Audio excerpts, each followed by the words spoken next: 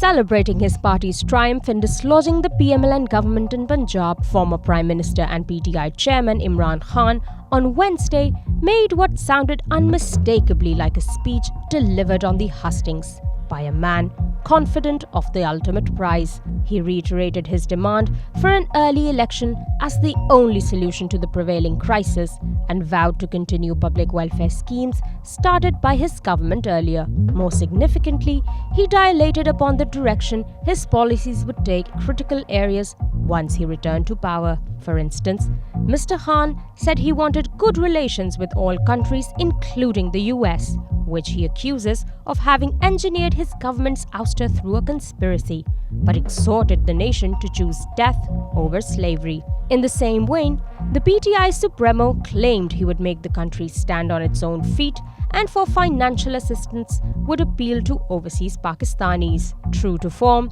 Mr. Khan's statements were gossamer thin on substance and heavy on populist narratives. To point out but one fact, it was the PTI government that in 2019 had signed a bailout package with the IMF agreement and had no qualms about seeking financial support from other countries.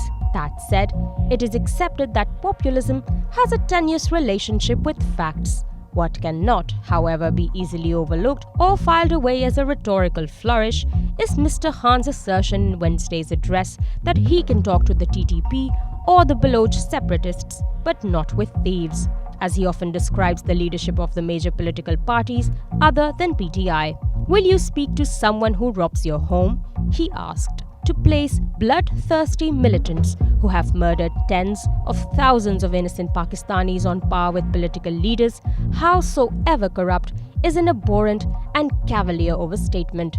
Such false equivalence ignores the gravity of the crime of terrorism, which in many countries, including Pakistan, attracts the death penalty.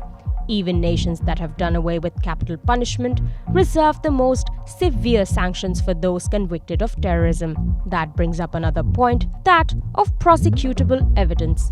Political leaders found guilty of corruption should of course be punished.